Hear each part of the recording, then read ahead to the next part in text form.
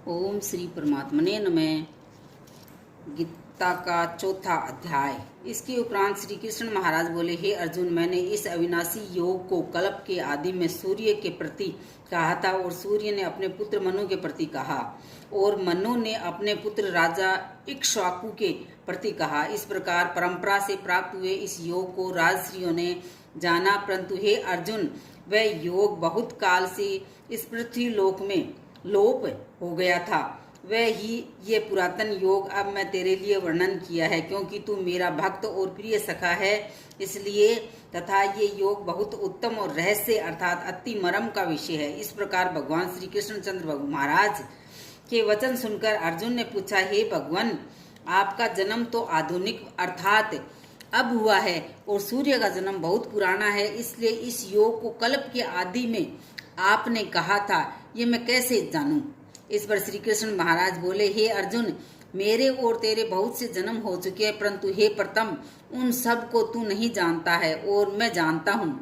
मेरा जन्म प्राकृतिक मनुष्यों के सदस्य नहीं है। मैं अविनाशी स्वरूप अजन्मा होने पर भी तथा सब भूत प्राणियों का ईश्वर होने पर भी अपनी प्रकृति को अधीन करके योग माया से प्रकट होता हूँ। हे भारत, जब जब धर्म की हानि और अधर्म की वृद्धि होती है, तब तब ही मैं अपने रूप को रचता हूँ अर्थात प्रकट करता हूँ, क्योंकि साधु पुरुषों का उद्धार करने के लिए और दूषित कर्म करने वालों का नाश करने के लिए तथा धर्म स्थापन करने के लिए युग युग में प्रकट होता हूँ। इसलिए हे अर्जुन, मेरा वह जन्म और कर्म दिव्य अर्थात अलौकिक है। इस प्रकार जो पुरुष तत्व से जानता है, वह शरीर को त्याग कर फिर जन्म को नहीं प्राप्त होता है, किंतु मुझे ही प्राप्त होता है। अर्जुन, पहले भी राग, भय और क्रोध से रहित अनन्य भाव से मेरे में स्थिति वाले मेरे शरण हुए बहुत से पुरुष ज्ञान रूप तप से पवित्र हुए मेरे स्वरूप को प्राप्त हो चुके हैं। क्योंकि हे अर्जुन, जो मेरे को जैसे भजते हैं, मैं भी उनको वैसे ही भजता हूँ। इस रहस्य को जानकर ही बुद्धिमान मनुष्यगण सब प्रकार से मेरे मार्ग के अनुसार वर्तते हैं। जो मेरे को तत्व से नहीं जानते हैं, वे पुरुष इस मनुष्य लोक में कर्मों के फल को चाहते हुए देवताओं को पूजते हैं और उनके कर्मों से उत्पन्न हुई सिद्धि भी शीघ्र ही होती है, परंतु उनको मेरी प्राप्ति नहीं होती। इसलिए तू मेरे को ही सब प्रकार से भज। हे अर्जुन, गुण और कर्मों के विभाग से ब्राह्मण, क्षत्रिय, वैश्य और शूद्र मेरे द्वारा रचे गए हैं। उनके कर्ता को भी मुझ अविनाशी परमेश्वर को तुम अकर्ता ही जान, क्योंकि कर्मों के फलों में मेरी स्पृहा नहीं है, इसलिए मेरे को कर्म लिपायमान नहीं करते। इस प्रकार मेरे को जो तत्व से जानता है, वह भी कर्मों से नहीं बनता है, तथा पहले होने वाले मुमुक्षु पुरुषों द्वारा भी इस प्रकार जानकर ही कर्म किया गया है। इससे तू भी पूर्वजों द्वारा सदा के लिए किए हुए कर्म को ही कर, परंतु कर्म क्या है और अकर्म क्या है, ऐसे इस विषय में बुद्धिमान पुरुष भी मोहित है। इसलिए मैं वह कर्म अर्थात कर्मों का तत्व तेरे लिए अच्छी प्रकार कहूंगा कि जिसको जानकर तू अशुभ अर्थात संसार बंधन से छूट जाएगा। कर्म का स्वरूप ही जानना चाहिए और अकर्म का स्वरूप भी जानना चाहिए तथा निषिद्ध कर्म का स्वरूप भी जानना चाहिए, क्योंकि कर्म की गति गहन है। जो पुरुष कर्म में अर्थात अहंकार रहित की हुई संपूर्ण चेष्टाओं में अकर्म अर्थात वास्तव में उनका न होनापना देखे, और जो पुरुष अकर्म में अर्थात अज्ञानी पुरुष द्वारा किए हुए संपूर्ण क्रियाओं के त्याग में भी कर्म को अर्थात त्याग रूप क्रिया को देखे, वह पुरुष मनुष्यों में बुद्धिमान है और वह योगी संपूर्ण कर्मों का करने वाला है। हे अर्जुन, जिसके संपूर्ण कार्य कामना और संकल्प से रहित हैं, ऐसे उस ज्ञान रूप अग्नि द्वारा भस्म हुए कर्मों वाले पुरुष को ज्ञानी जन भी पंडित कहते हैं। जो पुरुष सांसारिक आश्रय से रहित सदा परमानंद परमात्मा में तृप्त है, वह कर्मों के फल और संग अर्थात कर्तव्य अभिमान को त्याग कर कर्म में अच्छी प्रकार वर्तता हुआ भी कुछ भी नहीं कर सकता।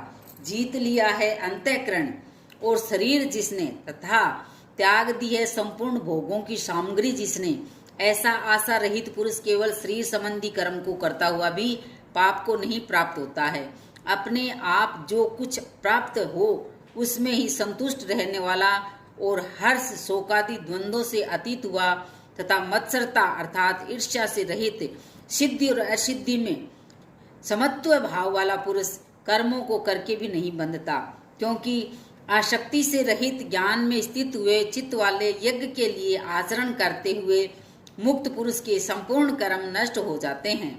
उन यज्ञ के लिए आचरण करने वाले पुरुषों में कोई तो इस भाव के से यज्ञ करते हैं कि अर्पण अर्थात सर्वाधिक भी ब्रह्म है, और हवि अर्थात हवन करने योग्य द्रव्य भी ब्रह्म है, और ब्रह्म रूप अग्नि में ब्रह्म रूप कर्ता के द्वारा जो हवन किया गया है वह भी ब्रह्म ही है।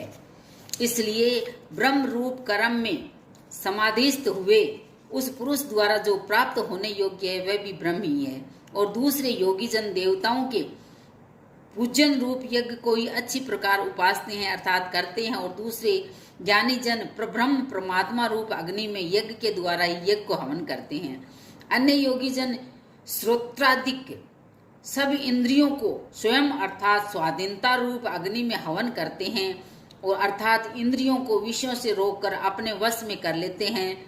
और दूसरे योगी लोग शब्दादिक विषयों को इंद्रिय रूप अग्नि में हवन करते हैं, अर्थात राग द्वेष रहित इंद्रियों द्वारा विषयों को ग्रहण करते हुए भी भस्म रूप करते हैं।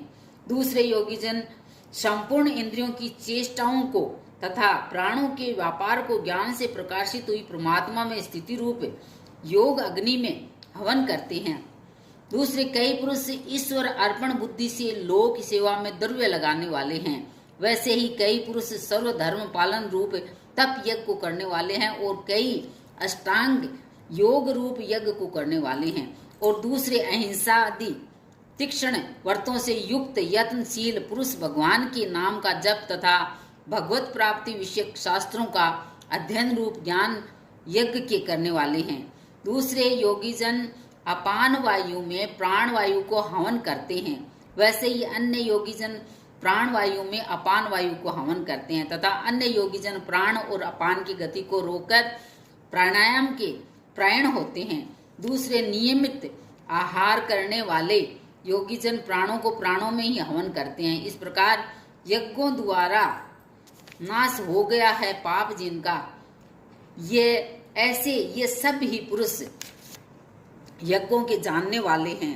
हे कुरुक्षेत्र अर्जुन, यज्ञों के परिणाम रूप ज्ञानामृत को भोगने वाले योगी जन सनातन पर ब्रह्म परमात्मा को प्राप्त होते हैं, और यज्ञ रहित पुरुष को ये मनुष्य लोक भी सुखदायक नहीं है, फिर परलोक कैसे सुखदायक होगा। ऐसे बहुत प्रकार के यज्ञ वेद की वाणी में विस्तार किए गए हैं। उन सब को शरीर मन और इंद्रियों की क्रिया द्वारा ही उत्पन्न होने वाले जान, इस प्रकार तत्व से जानकर निष्काम कर्म योग द्वारा संसार बंधन से मुक्त हो जाएगा। हे अर्जुन, सांसारिक वस्तुओं से सिद्ध होने वाले यज्ञ से ज्ञान रूप यज्ञ सब प्रकार श्रेष्ठ है, क्योंकि हे पार्थ संपूर्ण यावन मात्र कर्म ज्ञान में शेष होते हैं, अर्थात ज्ञान उनकी प्रकाष्ठा है। इसलिए तत्व को जानने वाले ज्ञानी पुरुषों से भली प्रकार दंडवत प्रणाम तथा सेवा और निष्कपट भाव से किए हुए प्रसन्न द्वारा उस ज्ञान को जान, वे मर्म को जानने वाले ज्ञानी जन तुझे उस ज्ञान का उपदेश करेंगे कि जिसको जानकर तू फिर इस प्रकार मोह को प्राप्त नहीं होगा। और हे अर्जुन, जिस ज्ञान के द्वारा सर्वव्यापी अनंत चेतन रूप हुआ अपने अंतर्गत समष्टि बुद्धि के आधार संपूर्ण भूतों को देखेगा, और उसके उपरांत मेरे में अर्थात सच्चिदानंद स्वरूप में एक ही भाव हुआ सच्चिदानंद में ही देखेगा। यदि तू सब पापियों से भी अधिक पाप करने वाला है तो भी ज्ञान रूप नौका द्वारा निस्संदेह संपूर्ण पापों को अच्छी प्रकार तर जाएगा। हे अर्जुन, जैसे प्रज्वलित अग्नि ईंधन को भस्म कर देती है, वैसे ही ज्ञान रूप अग्नि संपूर्ण कर्मों को भस्म कर देता है। इसलिए इस संसार में ज्ञान के समान पवित्र करने वाला निस्संदेह कुछ भी नहीं है। उस ज्ञान को कितने काल में अपने आप समत्व बुद्धि रूप योग के द्वारा अच्छी प्रकार शुद्धांतकरण वह पुरुष आत्मा में अनुभव करता है। हे अर्जुन, जितेंद्रिय तत्पर हुआ श्रद्धावान पुरुष ज्ञान को प्राप्त होता है। ज्ञान को प्राप्त होकर तत्वक्षण भगवत प्राप्ति रूप परम शांति को प्राप्त होता है। हे अर्जुन, भगवत विषय को न जानने वाला तथा श्रद्धा रहित और संशय युक्त पुरुष परमार्थ से भ्रष्ट हो जाता है। इनमें भी संशय युक्त पुरुष के लिए तो न सुख है और न ये लोक है न परलोक है, अर्थात ये लोक और परलोक दोनों ही उसके लिए भ्रष्ट हो जाते हैं। हे धनंजय, समत्व बुद्धि रूप योग द्वारा भगवत अर्पण कर दिए हैं संपूर्ण कर्म जिसने, और ज्ञान द्वारा नष्ट हो गया सब संशय जिसके, ऐसे परमात्मा प्रायण पुरुष को कर्म नहीं बांधते। इससे हे भरतवंशी अर्जुन, तू समत्व बुद्धि रूप योग में स्थित हो और अज्ञान से उत्पन्न हुए हृदय में स्थित इस अपने संशय को ज्ञान रूप तलवार द्वारा छेदन करके युद्ध के लिए खड़ा हो।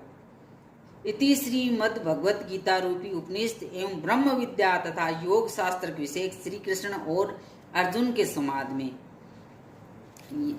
गीता के चौथे अध्याय का एक प्रमुख श्लोक, यदा यदा हि धर्मस्य ग्लानिर्भवति भारत अभ्युत्थानं धर्मस्य तदात्मानं सृजाम्यहम् पवित्राणाय साधूनां विनाशाय च दुष्कृतां धर्म संस्थापनार्थाय संभवामि युगे युगे युगे।